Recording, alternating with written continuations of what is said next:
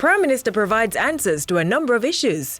Work policy to get every Jamaican engaged in nation building, and government advances its energy diversification with the commissioning of Wigton Phase 3. I'm Lorraine Mendez with Jamaica House Weekly. Prime Minister Andrew Holness was in Cuba over the weekend attending the 7th Association of Caribbean States Summit.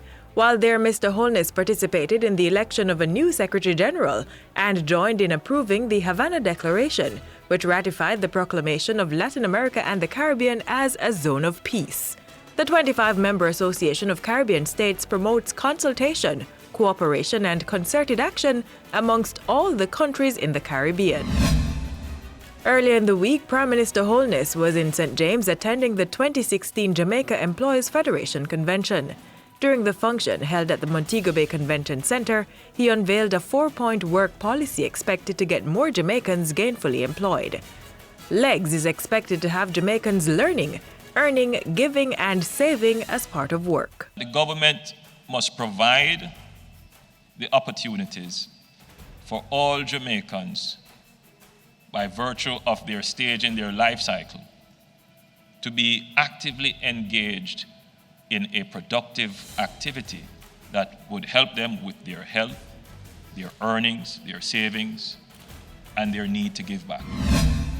While at the JAF Convention, Prime Minister Holness also indicated that government would be pushing for the early implementation of the Human Resource Management Information System. He said there would be greater administration of the more than 130,000 public sector workers as the system would eliminate waste, duplication, and redundancies. This is one way in which we could reduce our wage to GDP without removing even one person, even one job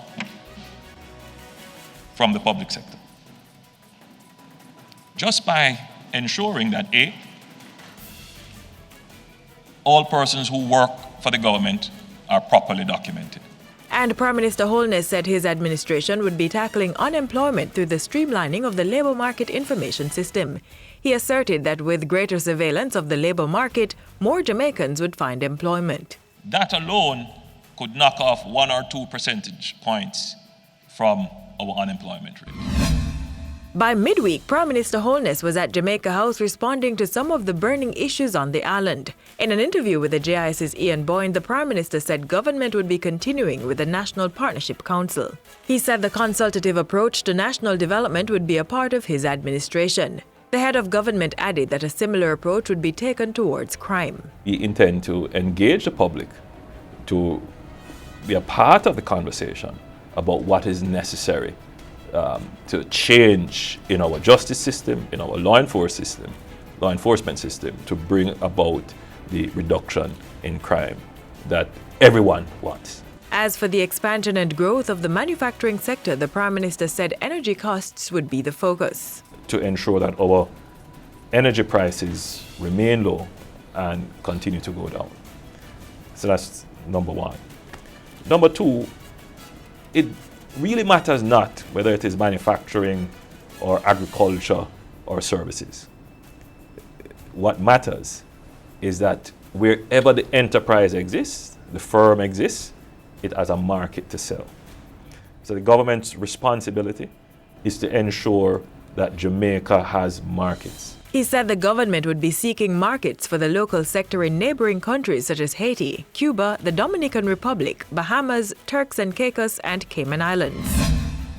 And government's focus on energy led the Prime Minister to Manchester for the commissioning of Phase 3 of the Wigton wind farm. The 24-megawatt expansion is projected to generate just over 63,000 megawatt-hours of electricity annually for supply to the national grid. Mr. Holness said the 3% added to the national grid was evidence of government's commitment to the 30% use of renewables in the island's energy mix by the year 2030. By virtue of this investment, the approval of investments in solar technology, the implementation of LNG, which will come into our fuel mix in short order, and what we are about to do with waste energy, and the explorations for hydro and other biofuels and carbon-based fuels.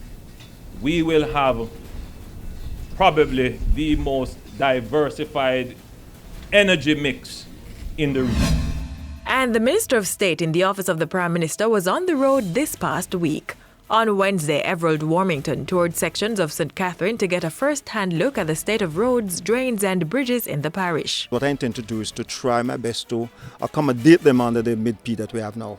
Plus, there are several bridges that should have been done many years ago. So we're going to include them in the bridge program that we have now. And that's it for this week's Jamaica House Weekly. Be sure to join us next time for more news coming out of the office of the Prime Minister.